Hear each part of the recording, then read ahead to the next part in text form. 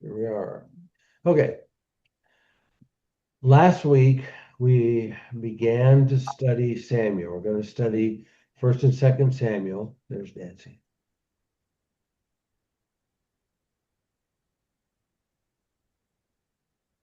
We're going to study 1st and 2nd Samuel. And it starts with the study of Samuel, and then we do Saul, and then we do David. So we're starting off with studying Samuel. Hi, Nancy. Hi. Oh, Barbara's missing. Yeah, she said she'd be out tonight. So, so last week we studied the setting for the story of Samuel. And I'm just going to very briefly review it. After Moses led Israel out of Egypt to the promised land, Joshua led them in the conquest of the promised land. And then for nearly 400 years, Israel was led by a series of judges. Samuel was the last judge. And after Samuel, we start the period of the kings, which starts with King Saul, whom we'll study. We're going to pick up the story when Eli was the high priest and the judge. So Eli was the judge of Israel before Samuel. It was not a great time for Israel. Most people did not follow God wholeheartedly. They were polytheistic. They worshiped God, but also many other gods. And God is a jealous God. He doesn't tolerate competition. He wants, in fact, he demands that we love and follow him. He wants us to follow him only. First of the 10 Commandments. Yes. So the last verse of Judges basically sums up the situation in Israel when Samuel was born. Judges 21:25, it says, in those days there was no king in Israel. Everyone did what was right in his own eyes. In those days there was no king in Israel. Everyone did what was right in his own eyes. So that pretty much sums up where the people were at the time of the judges. This pretty much sums up what people are like today, unfortunately. This story begins before Samuel was born. So first chapter 1 of 1 Samuel is about Samuel's mother.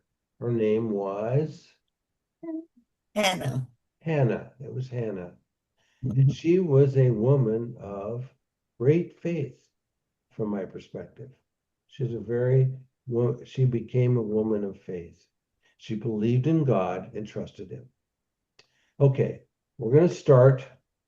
We're going to start and we're going to study 1 Samuel 1 through something or other. I have in my notes through 1 through 28. We're not going to make it that far tonight. Verse 1. Nancy, could you read us verse 1? There was a certain man of Ramathaim Zophim of the hill country of Ephraim, whose name was Elkiah, the son of Jeroham, son of Elihu, son of Tahu, son of Zup, and Ephrathite. Okay. So verse 1 says that Samuel's father was Elkanah. And whether I'm pronouncing that or I'm pronouncing it the American English way.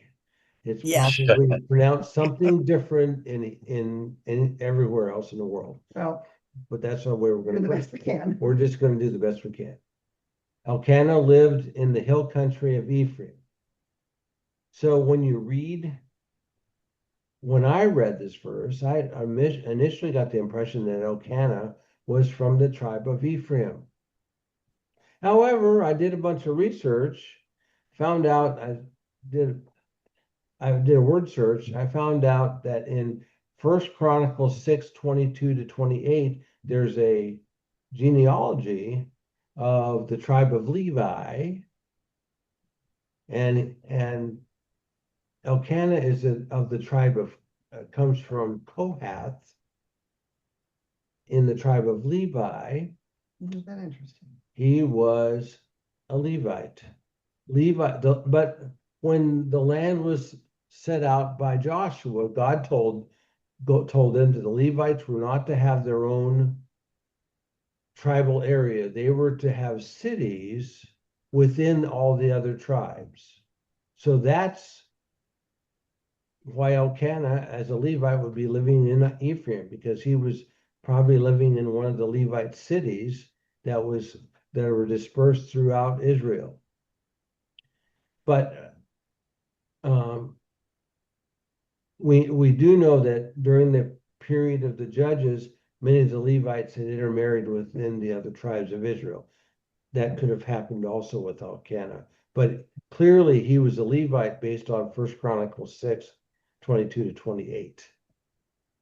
I didn't want to just read that because it's just this guy is the father of this guy, is the father of this guy, and all the names are unpronounceable from my perspective. So I didn't want to read that. So there you are. But this is an important point. The fact that Samuel was born to Elkanah, who was a Levite. Samuel was a Levite. He could not have served in the tabernacle with Eli unless he had been a Levite. I always wondered how that happened. So Okay. he had to be a Levite. I wondered about that, so I did research and found that out. Okay, let's go to verse 2. Kathy, could you read verse 2? Verse 2. He had 2 wives. The name of one was Hannah, and the name of the other Peninnah. And Peninnah had children, but Hannah had no children. Okay, Elkanah had 2 wives, Hannah and Peninnah. You did a really good job, Kathy. I've And then had a really hard time with that name. Nina. Peninnah. We'll just call her Pen. Okay. Hannah was able to have children, but Pen had children. Okay. In my imagination, this is only my imagination, I thought maybe Hannah was Elkanah's first choice in a wife, but because she was barren, meaning she wasn't having children, he married this other woman to have children. Don't know if this is true, but it kind of makes sense to me. possibility. It's a possibility. Polygamy seems to have been tolerated by God, sort of. I don't know. I don't know what God thinks about polygamy. It never worked. There's nothing in the Mosaic law that said it was forbidden, Well, but it was not God's perfect pattern for mankind. Martha, will you read Genesis 2, 23 and 24? then the man said, "This at last is bone of my bones and flesh of my flesh. She shall be called woman because she was taken out of man. Therefore, a man shall leave his father and his mother and hold fast to his wife, and they shall become one flesh, not 2 flesh, not 3 flesh, not 4." A married man and woman become linked to each other physically, emotionally, and spiritually. When you add another woman, it just makes it complicated. It's almost like legalized adultery. It's just not good. In every case that's recorded in the Bible, and it's recorded a lot of people were doing it in the Bible, in the Old Testament, not in the New, but in the Old, where every time that there was polygamy, problems came with it. Look at the problems that Abraham had. Jacob. Look at Jacob's problems. I mean, goodness sakes, the polygamy destroyed Solomon. It just didn't work. And here for Elkanah, polygamy created massive problems.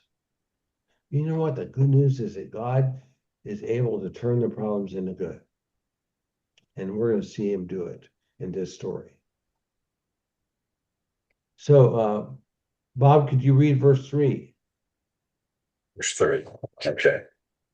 Now this man used to go up year by year from his city to worship and to sacrifice to the Lord of hosts at Shiloh, where the two sons of Eli, Hophni and Phinehas, were priests of the Lord. I know I mispronounced them. Don't worry about it. I think we all mispronounced it. Yeah, I think I'm pronouncing it right, and I know I'm not. So there you are. I don't know what I'm doing. I've always heard it Phineas. Phineas. Okay, that sounds good to me Yeah, too. and Phineas is what I've always heard. Phineas. Yeah. Phineas. Okay. But I'm not Hebrew, so Neither.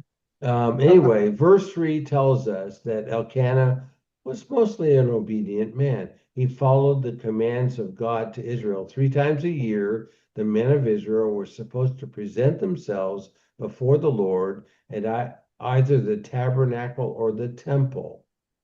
This is And that's prior to the from temple, so. Deuteronomy 16, verses 16 and 17, and I'll read it for you. 3 times a year, all your males shall appear before the Lord your God at the place that he will choose, at the feast of unleavened bread, at the feast of weeks, and at the feast of booths. They shall not appear before the Lord empty-handed. Every man shall give as he is able, according to the blessing of the Lord your God that he has given you. So Shiloh was a place that was selected by God, and that's where they put up the tabernacle when the people entered in the promised land, and after they defeated enough Canaanites and so forth to live there. This is prior to the temple. Prior to the temple wasn't even thought of yet. But you know what? This passage has something in it. I think we should just spend a couple of moments talking about it. And I saw this just this afternoon, and I was looking at this again. It says in this passage of Deuteronomy says, "They shall not appear before the Lord empty-handed. Every man shall give as he is able, according to the blessing of the Lord your God that he has given you." They were commanded to give back to God.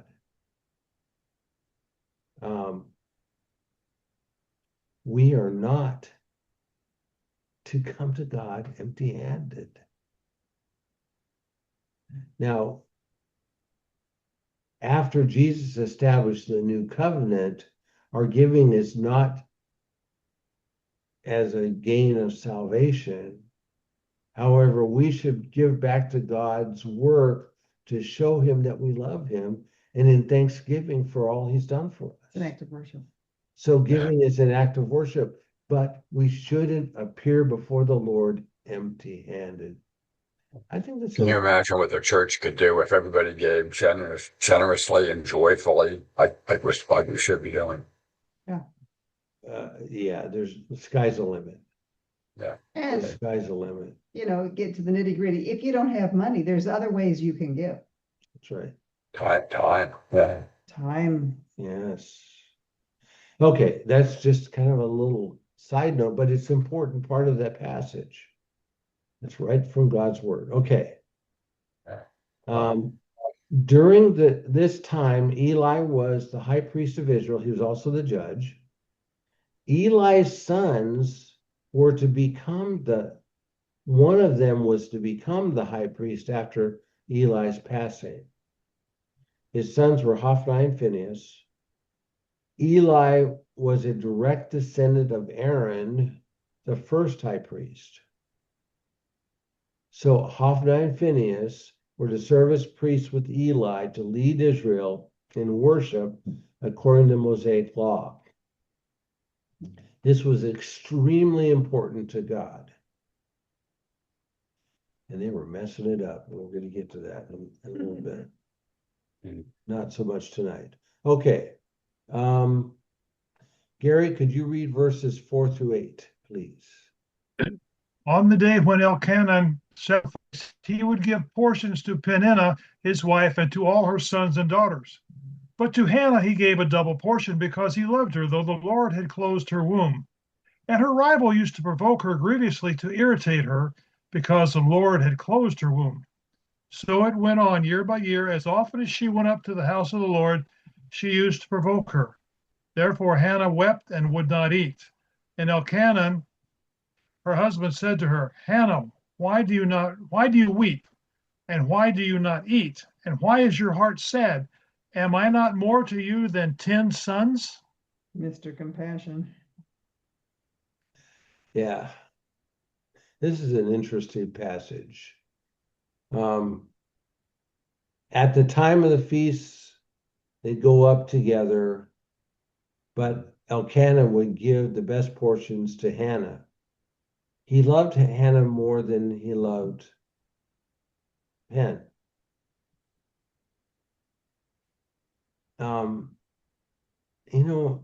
Both Hannah and Penn were victims in this case, from my perspective. They were both victims, and it created a huge rivalry between them. Penn knew that she could not be loved by Hannah, Right. but her Okay. like Hannah, but her position was assured because she was able to have children, where Hannah could not. And so she would use her position to belittle and taunt Hannah. Kind of like Leah and Rachel. Very much so. Very much so. But that kind of thing is going to happen in that situation. That's why polygamy is never good. But Penn was a victim. Can you imagine living in a household not being loved? Can you imagine this man marrying her? I don't love you, but I want you because I need children. And she's pumping out kids right and left Yeah, to no avail. He still doesn't love her. yeah. She didn't treat Hannah. What she did to Hannah wasn't right, but she was hurting as bad as Hannah was hurting in my book. This is an ugly situation. Really was. I have to wonder if this is what was happening at the feast, what was it like at home when they had to work together to keep the household? Oof. So, of course, Elkanah is the typical man who is not paying any attention to anything. Haven't I better than 10 sons? He No. didn't understand the torment. He didn't have an inkling of the torment that Hannah was living with, Or Peninnah. or either one of them. He was completely insensitive to their needs. And if he was more sensitive, he would have stopped the fussing. And I don't know how he could have fixed it, but he shouldn't have ever married the two, but now he's stuck. Believe me, polygamy was not a good idea. It never has worked. Just because you want to have children, go marry another woman, that doesn't sound right. It never worked. It didn't work for Abraham. Why did Elkanah think it was going to work for him? Okay, let's look at verses 9 through 11. Nancy, could you read those, please? After they had eaten and drunk in Shiloh, Hannah rose. Now Eli the priest was sitting on the seat beside the doorpost of the temple of the Lord. She was deeply distressed and prayed to the Lord and wept bitterly. And she vowed a vow and said, O Lord of hosts, if you will indeed look on the affliction of your servant, remember me and not forget your servant, but will give to your servant a son, then I will give him to the Lord all the days of his life, and no razor shall touch his head. So finally, Hannah left her family and went out to pray. Her heart was, the taunts and everything had just gotten too far. She broke, basically. She broke. But instead of having a nervous breakdown, she took it to the Lord. She took it to the Lord. She believed that God was able. She believed that God was powerful. She knew that she could do no more, and the only one that was ever going to help her was God. So she made a vow to God. And I know that she believed that God would do this for her.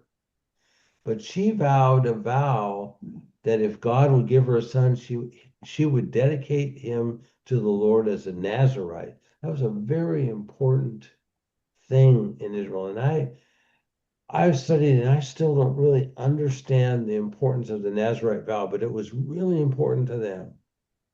And it comes from Numbers chapter 6, verses 1 through 8. I'm going to have Martha read it for you. I have it on the screen, but I didn't give it to you all in your paper. And the Lord spoke to Moses, saying, Speak to the people of Israel and say to them, when a man or a woman makes a special vow, the vow of a Nazirite, to separate himself to the Lord, he shall separate himself from wine and strong drink. He shall drink no vinegar made from wine or strong drink, and shall not drink any juice of grapes or eat grapes, fresh or dried. All the days of his separation he shall eat nothing that is produced by the grapevine, not even the seeds or the skins. All the days of his vow of separation, no razor shall touch his head, until the time is completed for which he separates himself to the Lord. He shall be holy. He shall let the locks of his hair grow long. All the days that he separates himself to the Lord, he shall not go near a dead body, not even for his father or his mother, for brother or sister. If they die, shall he make himself unclean, because his separation to God is on his head. All the days of his separation, he is holy to the Lord. So it's a specific time. Yeah, to be a Nazirite was a real sacrifice, and it meant a lot in those days. They drank wine all the time and ate raisins and so forth and grapes. It was a major part of their diet. And so Nazirites were marked as separate in three specific ways. They were not to eat any grapes or anything such as wine, grape juice, or vinegar, or raisins or anything. And they are also to abstain from any strong drink, such as beer. You know what? They had beer then too, by the way. Second, they were never to cut their hair. This would have made a man stand out, because men otherwise were commanded to keep their hair cut shorter than a woman's hair. So a man in their culture that let his hair grow, it would have almost immediately identified him as somebody that was under the Nazirite vow.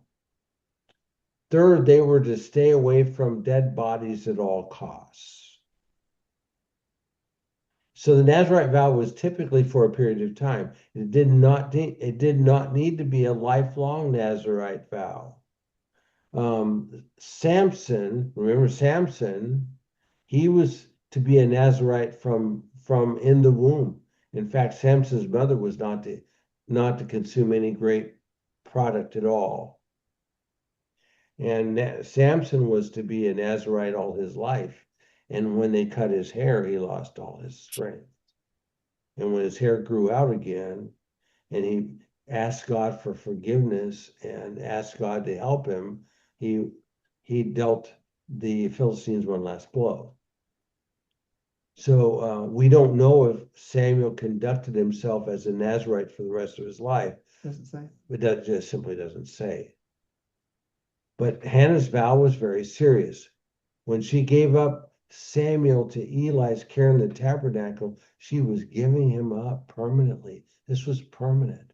And for a woman only to see, she would only see him on their yearly trips to Shiloh to make sacrifices 3 times a year. For a woman who longed to have children, this would have been a very hard thing to do. She was serious. She was serious. but she believed in God. Mhm. Okay. Bob, could you read verses 12 to 18, please? Okay. Okay. Okay. As she continued praying before the Lord, Eli observed her mouth. Hannah was speaking in her heart, only her lips moved, and her voice was not heard. Therefore Eli took her to be a drunken woman, and Eli said to her, "How long will you go on being drunk? Put your wine away from you." But Hannah answered, "No, my lord, I am a woman troubled in spirit. I have drunk neither wine nor strong drink, but I have been pouring out my soul before the Lord. Do not regard your servant as a worthless woman, for all along I have been speaking out of my great anxiety and vexation." Then Eli answered, "Go in peace, and the God of Israel grant your petition that you have made to him." And she said, "Let your servant find favor in your eyes." Then the woman went away and ate, and her face was no longer sad. So Eli saw Hannah praying and scolded her because he thought she was drunk. Mm. But this was probably a pretty common thing in those days in the chaos in Israel. Wow. Yeah.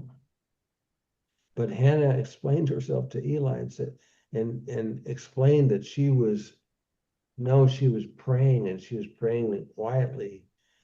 And he backed off and blessed her and recognized her pain and her faith. So Hannah was praying in great faith. What was the proof of the faith that she had in God that he would give her what she asked? What was the proof? There's proof Here's proof. of her faith. She washed her face, got up, and went and ate. That's right. She believed that it would happen. She believed it was going to happen, and she was no longer sad or distraught. She was excited. She was looking forward to it. She knew that God was going to answer her prayer. Her faith changed her.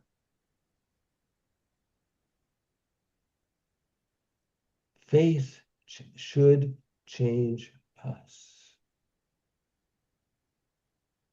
Well, she did what God always calls us to do. Over in Second Chronicles, he did it later on. But she humbled herself. She prayed. She sought His face. Second Chronicles 7:14. I think about, and so God just she says poured out her soul. I mean, she just that's the she approached God with integrity and with humility. That's right, exactly. She approached God with integrity and humility. She And was she humble realized before that God is in control of all that. That's right. She came to the end of herself and the end of her situation. She just couldn't tolerate it anymore, and she just laid it in God's lap and believed that He was going to do something for her. True faith always leads to some action. If the action doesn't happen, you have to question the faith. True faith always leads to action. That's something for us to remember. If we say that we have faith, something goes with it. And James says faith without works is dead. What he's saying is that there's always an action that accompanies faith. If I have the faith to believe that my chair is going to hold me up, I'm going to sit in it. If I don't believe that the chair is going to hold me up, I'm not sitting in it. If I believe that God is powerful, then I'm not going to be, I'm going to want to obey Him. I'm going to do what He says to do. Faith and obedience absolutely go together. Obedience is what faith looks like in our lives. You want to know somebody that's faithful, that has faith? Look at the way they act. Here was Hannah. She completely changed. Now she's not distraught anymore. She goes to the meal. I'm hungry. Give me some more of that. And she was smiling and happy. Her faith changed her. Our faith should change us. If we demonstrate our faith in our lives on a daily basis, we're going to stand out in the crowd. So yeah, there's a lot of stuff that we can gain from this. So Yeah, it's also faith that God will answer prayer. I mean, she prayed expectant. I can never say the word expectantly or whatever, however you say that. Anyway, so I mean, an anticipation that God would answer her prayers, how it came across to me. Yeah. yeah, there's nothing that our God can't do. And she was expecting. She was praying expectantly. I love I'm it. still trying to say it right. I can't say it. Yeah. What did the preacher say today about faith in God? God's enough. Yeah, Oh, yes. God is. You know, you want this big thing, and you know, you expect a big thing. He says, how big is God? You talk about faith. How big is your faith? How big is God? It's, well, or how much do you need? Well, God is Big. enough. He's big enough.